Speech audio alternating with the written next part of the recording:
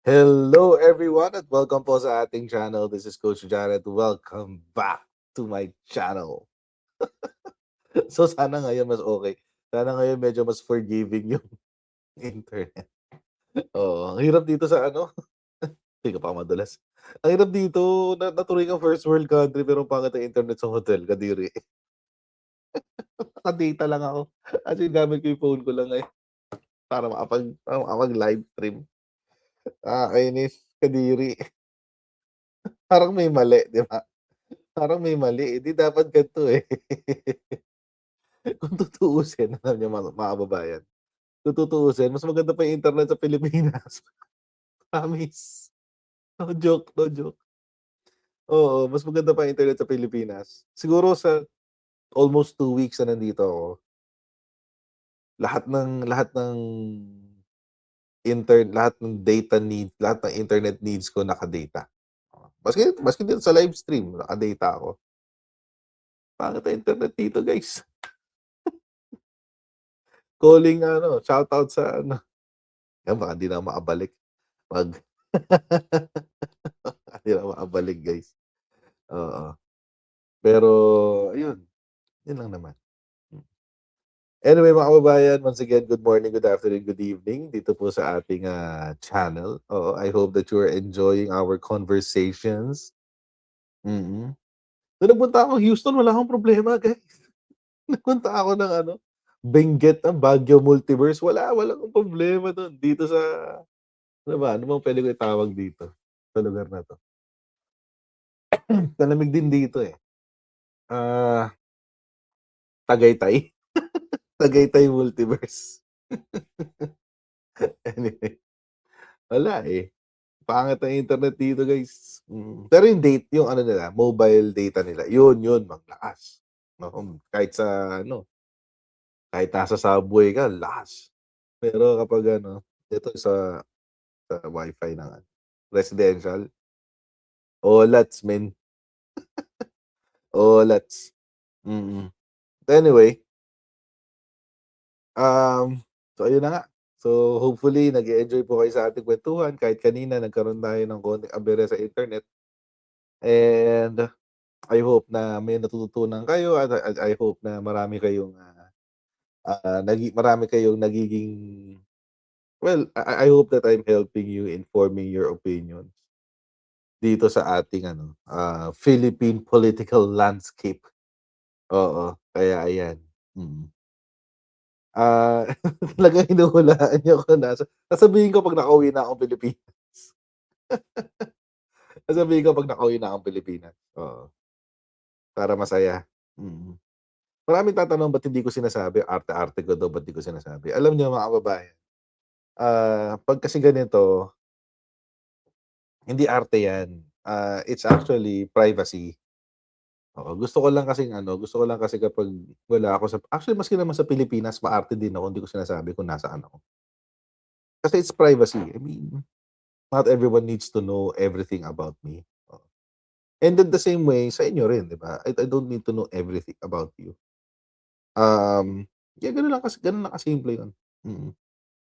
Tsaka siyempre security ko na rin 'no, oo. Tinatawagan ako ng mga kaibigan kong PNP, eh. Sabi sabi ng isa kong kaibigan taga-PNP, sabi niya, tawag dito, um, mag-ingat daw ako kasi marami daw siyang naririnig ng mga kasama niya sa PNP na nagagalit daw sa'kin, sabi niya. Sabi ko, "Ay, 'yun lang." Ako na yung next na itokhang.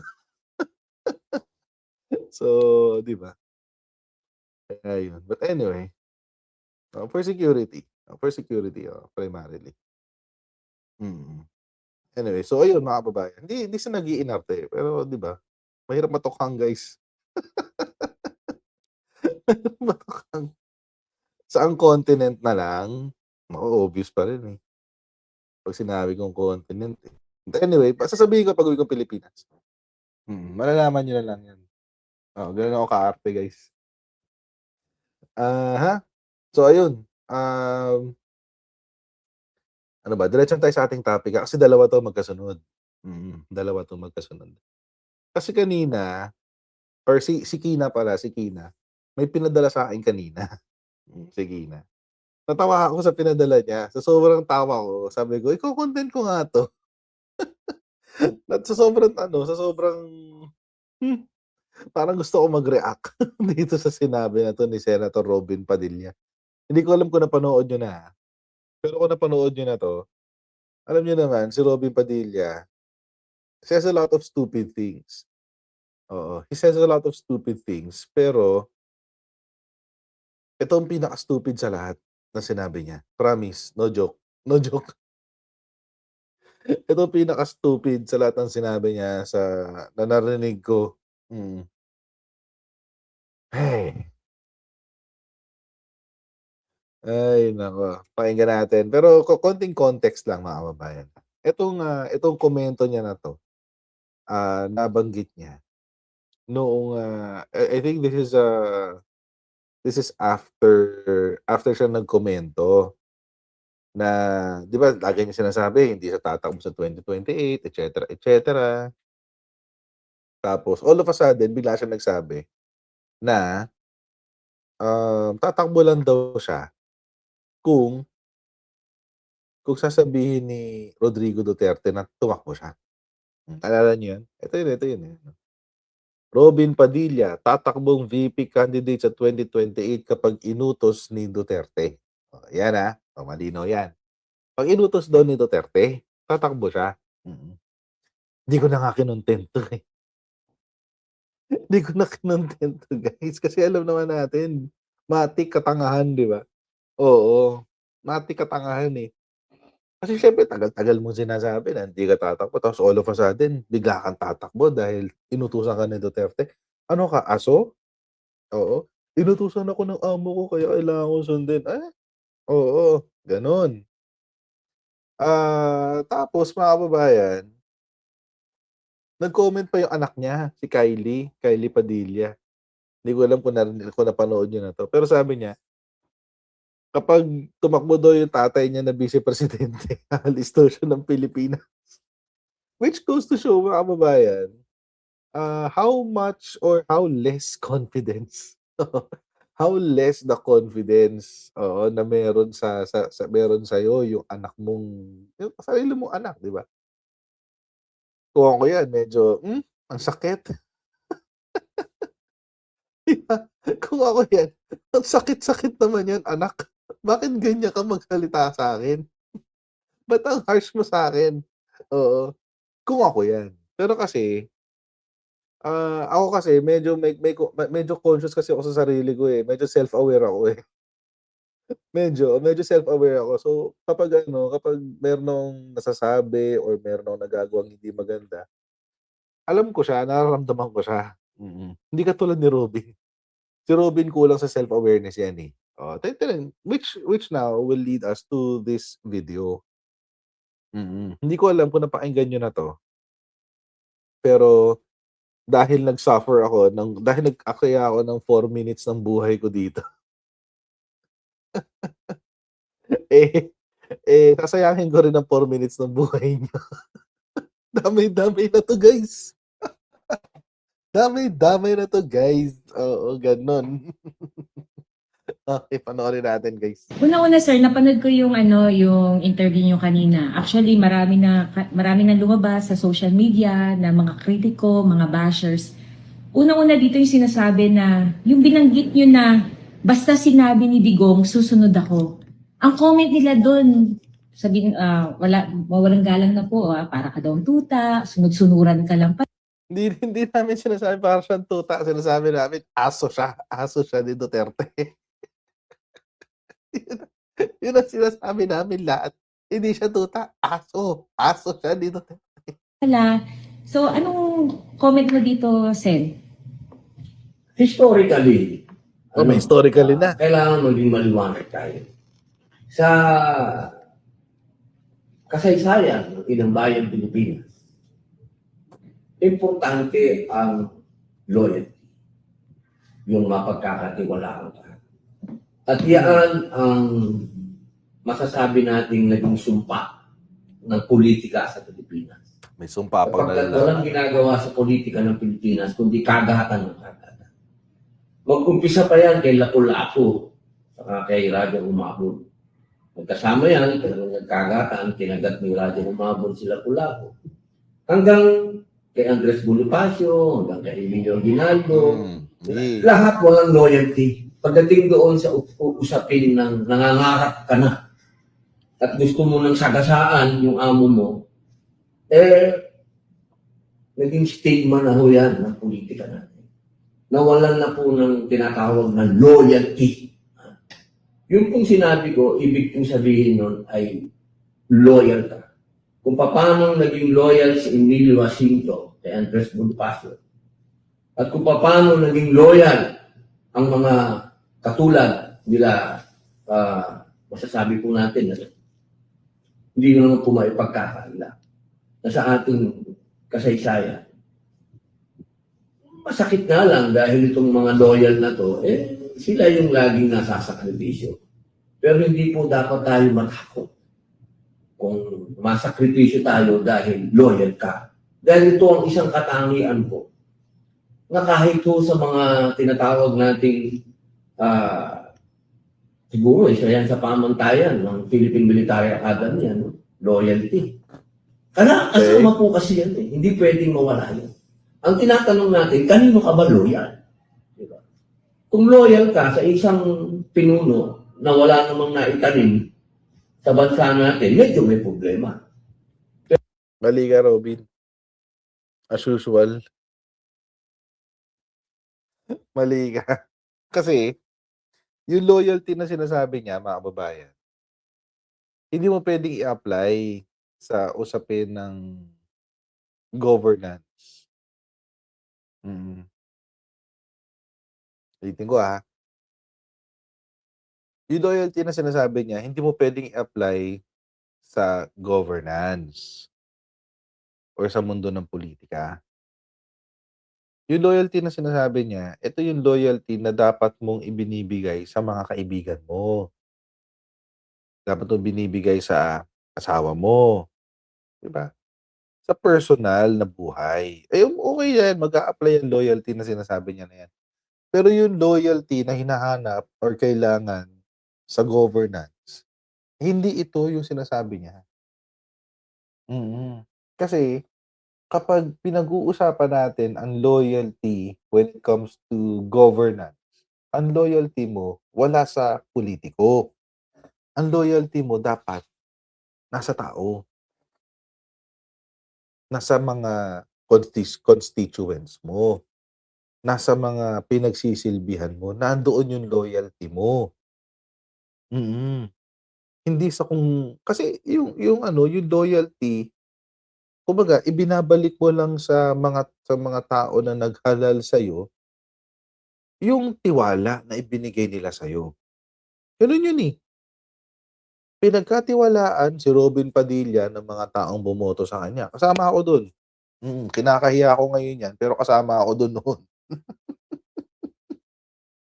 Oo, kasama ako dun.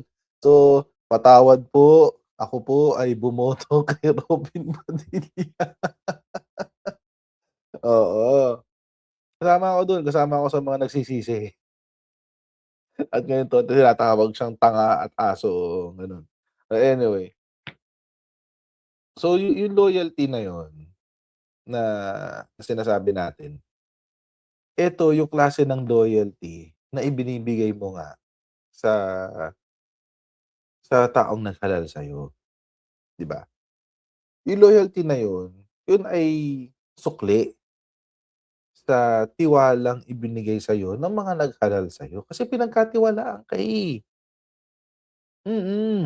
nagtiwala. So, ibalik mo yung tiwala, 'di ba? It just makes sense It makes sense that way. Yung sinasabi ni Robin Padilla, ito yung loyalty na puwede sa magkakaibigan, 'di ba? Sa magkakamag-anak, sa mag-asawa, oo, puwede 'yan. Pero sa governance hindi mag-a-apply 'yan kasi sa governance, kapag ganyan ang loyalty mo, prone ka sa graft and corruption. 'Di ba? Halimbawa, si Michael Yang, kaibigan si Rodrigo Duterte. O anong ginawa ni Rodrigo Duterte? Ginawang presidential advisor for economic affairs. Oh, 'di ba? Taray. Ginawang presidential advisor for economic affairs. Ano nangyari? Gumanda ba ang ekonomiya ng Pilipinas noong panahon ni Digong? Hindi. Anong ginawa ni Digong? Nagbayad siya. Naging loyal siya sa kaibigan niya. Anong ginawa niya? Siniguro niya na walang kompetensya sa sa illegal drug trade si Michael Yam. Anong ginawa? Di pinagtitigok yung mga kalaban sa negosyo. 'Di ba? Yun yung loyalty na ibinigay ni Rodrigo Duterte kay Michael Yam. Kaibigan niya, eh. Hindi gano'n ang nangyari.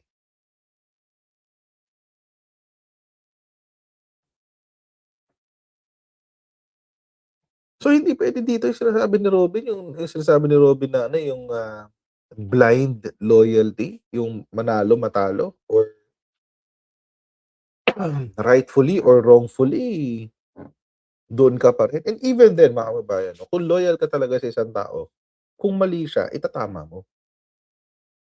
Kasi ayaw mo siyang mapunta sa alanganin, eh, 'di ba? Ayaw mo siyang malagay sa alanganin. So, kung nasa mali siya, itatama mo yung mali niya. Yung sinasabi ni Robin Padilla, hindi yan loyalty, actually hindi pa nga ito loyalty ng isang tao na rumerespeto sa katauhan din ng isa pang katulad niyang tao. No, no, it's not. This is a master-slave relationship. Mm. Si Robin Padilla, alipin. Alipin siya ng mga Duterte. No joke. Loyal siya kasi alipin siya. At huwag niyang sasabihin na kaya siya loyal sa mga Duterte dahil sa sobrang pagmamahal lang niya, whatever. Wala lang. Dahil change daw, change. So, tuloy natin 'to. Pero kung ang loyalty mo doon sa isang pinuno na nagkaroon ng 90 plus na approval rating at trust rating at kinilala sa buong daigdig, hindi lang Okay, isa-isahin natin 'yan, 90 plus daw na approval rating. Siguro at one point nagkaroon nga ng 90 si Rodrigo Duterte. Total of Philippines, this is Pulse Asia. 2016 survey, approval rating ni Digong from 2016 to 2022. 86, 83, 78, 82, 80, 80, 80, 80, blah, blah, blah, blah, okay. Nagkaroon nga naman siya ng 90. 91 noong September and November of 2020. September, November of 2020. Pero after nun, bababa na. 88, 82, 64, 72, 70, 73, 73.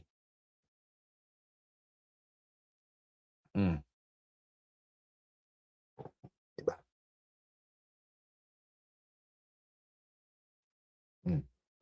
At saka mga kababayan, kapag sinabi ng mga DDS na ang taas ng approval rating ni Digong, umabot ng 90, wag ho nating kalimutan na hindi lamang ho kasi mga DDS ang sumusuporta sa kanya. Kinarga din siya ng mga loyalists.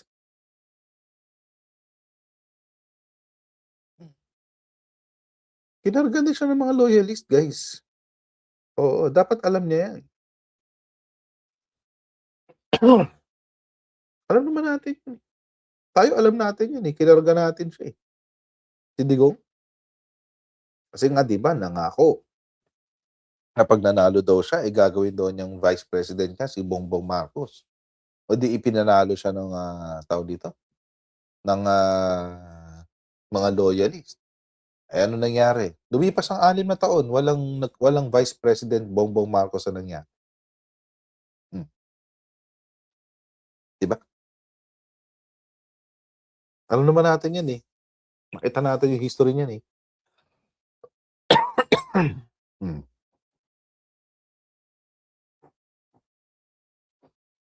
So, that is BS. Ano yung pangalawang sinabi niya? Sa buong daigdig. Hindi lamang kinilala ng basta sino. Kinilala Kinilala doon ng buong daigdig si Rodrigo Duterte. Eh, totoo din naman. Ako mag-a-agree ako dyan, sinabi ni Ruby. Totoo yan. Kinilala talaga siya sa buong daigdig. Si Rodrigo Roa Duterte. Kinilala sa buong daigdig. In fact, sa sobrang pagkakakilala sa kanya, number 1 siya noong 2017. Na most corrupt leader noong 2017, if I'm not mistaken. Kailan ba to? This is in 2017 niya. Oh. Sumunod siya kay Nicolas Maduro. Hmm. Famous. Famous talaga. Kinilala talaga sa buong mundo. Famous. In fact, sa sobrang sa sobrang pagkakakilala sa kanya ng buong mundo, yung warrant of arrest niya nanggaling sa International Criminal Court.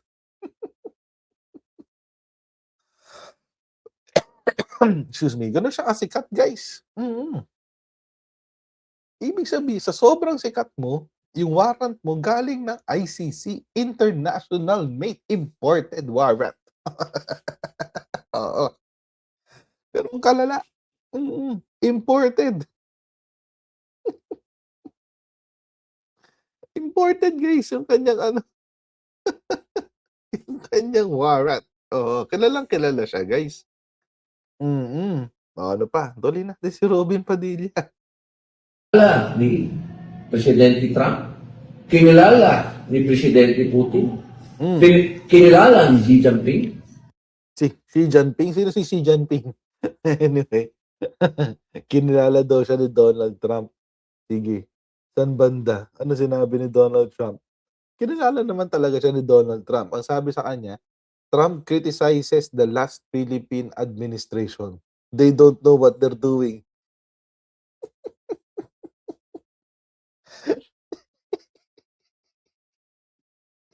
Hindi. Kinilala nga. Kinilala. Hindi niya alam ginagawa niya. Oo. Yun ang sinabi ni Trump. Ayan. No joke, no joke. Ayan, ayan. Kinilala nga naman. Kinilala. Kilalang-kilala na walang alam. Asan na yung mga ka-DDS natin dyan? Ba't walang ka-DDS dito? Moment nyo to, guys. Ay, or mga kaunggoy dyan. Ano pala, kakabayo pala ang tawag doon. Oo. Di ba? Si Empoy. Si Atty. Empoy daw, sabi ni ano. Ay, no. Anyway. Di ba? Kinilala talaga siya, guys. Kinilala, oo. He doesn't know what he's doing, sabi ni Donald Trump. Tsaka mga kababayan, pag ikaw kinilala ka ni Xi Jinping, at ikaw ay kinilala ni Vladimir Putin, it's not a compliment, guys. You're not in good company. Oo. You're not in good company kapag kinilala ka ni Xi Jinping at saka ni Vladimir Putin. Ay, hindi. Walang halaga yun. Walang halaga yun. Bakit? Kasi mga diktador yun, eh. What's the point na kilalanin ka ng diktador if you're gonna be hated by the global community? Walang kwenta yun. Para mong sinabi na tawag dito, na pinuri ako ng siga sa kanto namin. O sige, pinuri ka, okay. Pero pagdating sa mga taong nasa paligid mo, iba ang dating sa kanila, siyempre. Yun lang. Tuloy natin video. Ito po yung mga leader na nakasama ni Pangulong Rodrigo Roa Duterte sa mga international magazine, sa mga international news. At alam Nakakasama doon sa international news. Kasi nga mga diktador. naman po natin na yung brand na kapag sinabi mong Duterte, hindi po ito tao. Ito ideology. Pag sinabi po natin ideology, ito po yung tao na meron talagang pagbabago na dinala sa bansa natin. At Yun na ba ang ibig sabihin ng ideology ngayon? Parang di yata yun ang ibig sabihin ng ideology. naramdaman nating lahat. Yung nakaraan po na eleksyon, sa mga taga-gobyerno na po na bumoto, isipin ninyo, solid ang bumoto sa Duterte. Na yan po ay isang bagay na dapat natin pag-isipan lahat. Bakit yung mga taga-gobyerno loyal hanggang ngayon kay Pangulong Rodrigo Roa? Lasing ba si Robin Padilla nung sinuting tong video na to? Ba't parang lasing siya? Parang kausap niya yung... Kasi yung mga tito-tito ko pag nalalasing, ganyan sila parang si Robin Padilla. Yung mga tito-tito ko, guys.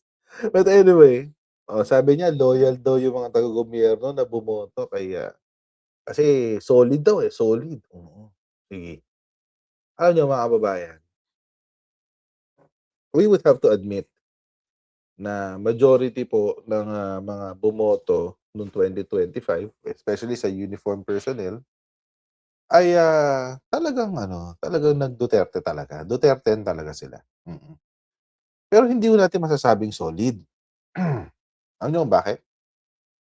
Hindi ko masasabing solid. Kasi, mga kababayan,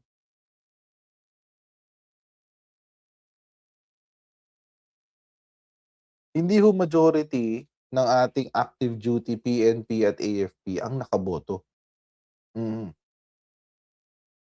Halimbawa, sa atin pong AFP, 150,000 sila in total. Ang naaprubahan lang para makaboto for the local absentee voting ay 29,000. Ang layo niyan sa 150. Diba? Sa... Tama ba? Meron pa to parang may PNP pa to Ayan. Sa PNP, according kay Nicolas Torre, 230,000 sila in total, pero ang pinayagan lang sa LAV or local absentee voting ay 10%. So more or less nasa 23,000 lang ang pinaboto.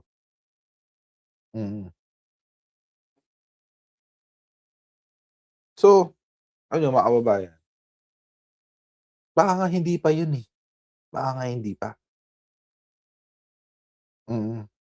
Imagine kung makaboto silang lahat, 230,000. Tingin ba ni Robin Padilla, lahat ng 230,000 yan boboto sa mga senador nila?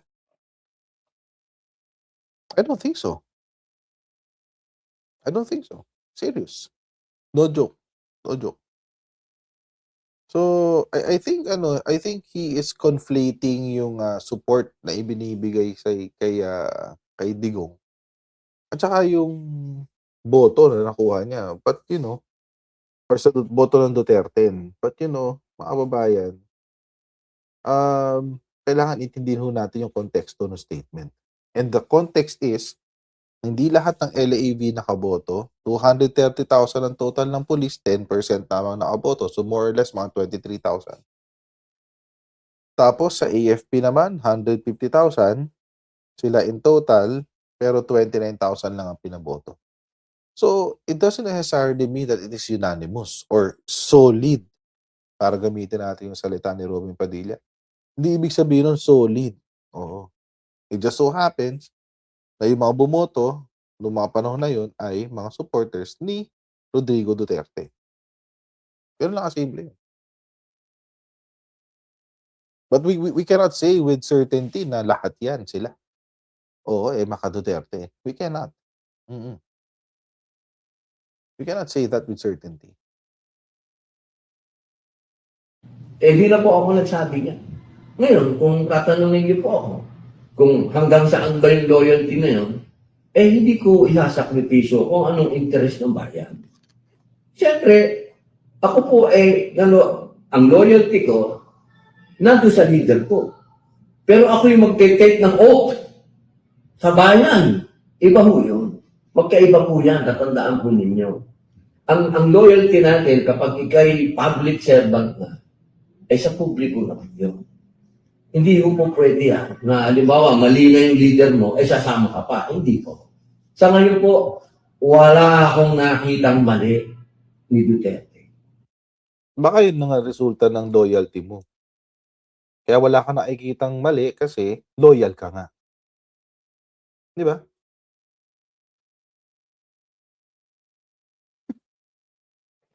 Di ba? Wala kang nakikitang mali kasi loyal ka. Di ba? Yan lang kasimple yun. In short, di ba ultra tito, in short, bulag. Or in short, pwede rin marukot may lasing. Oo, conflicting statement nga. Sabi niya loyal daw siya kay Duterte pero dahil wala daw siya nakikitang mali, so susuportahan niya ng susuporta. Alam niyo mga kababayan, binobola lang tayo nito ni Robin. Bola lang yan. Kasi kaya siya sumusuporta kay Digong, hindi ho dahil yan loyalty. Di ho dahil yan dahil loyal siya sa mga ginawa ni Digong or sa bansa, etc. etc. Well, I take it back. Loyal siya, hindi siya loyal dahil mahal niya ang bansa. No. Loyal siya kasi nakinabang siya kay Duterte. Nakinabang siya. Imagine nakakuha siya ng absolute pardon kay Digong. Imagine, absolute pardon. Hindi man lang conditional. Oo, absolute. It's as if wala kang ginawang krimen.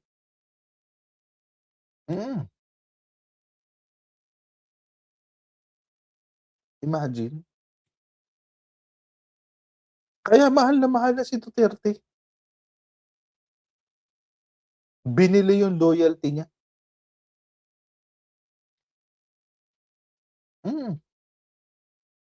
No joke. Sa pamamagitan nito, nabili ni Digong yung loyalty ni Robin.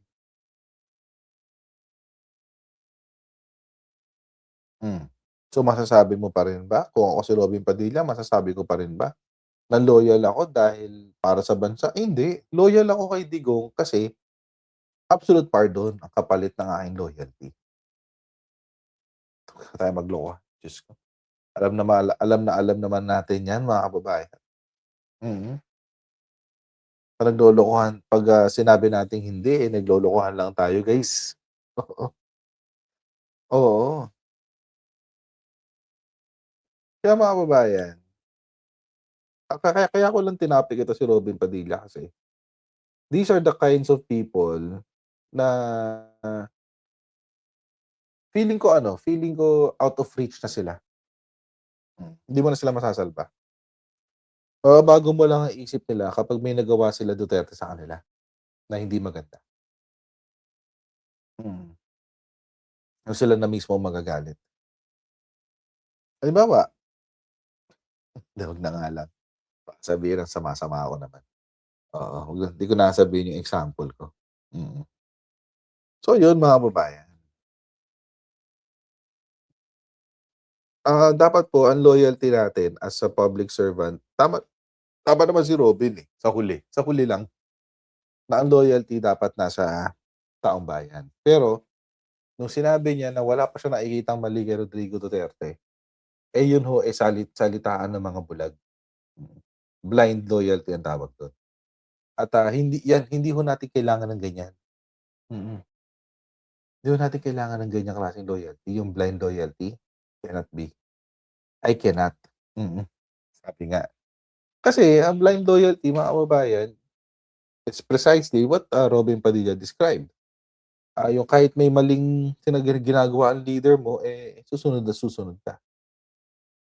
But then again, mga kababayan, dahil nga loyal ka, magiging objective ka ba?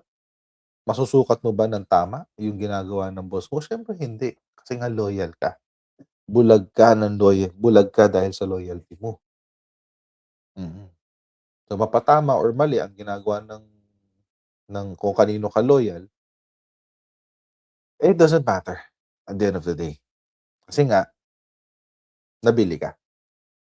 At ang halaga mo ay absolute pardon galing kay Rodrigo Duterte. Kaya yun. Kaya kapag itong si Robin Padilla medyo kumukuda-kuda tungkol kay Robin at tungkol kay Duterte, paalala nyo lang 'to. Kaya ka lang ganyan kasi na-absolute pardon ka. Yun, mga ganun. Anyway, mga kababayan, hanggang dito lang po muna tayo sa ating live stream for today. At maraming pong salamat sa inyo pong patuloy na pagsuporta sa atin. Please don't forget to like, share, and subscribe, and I'll see all of you in our next live stream, guys. All right? Bye, everyone. See you.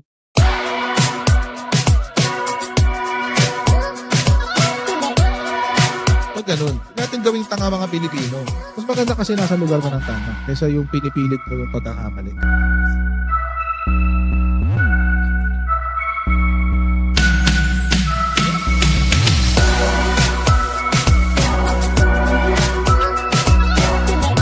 Are they willing to go that far? Hindi nakakalimutan ng Pilipino yan hanggat di nasasagot.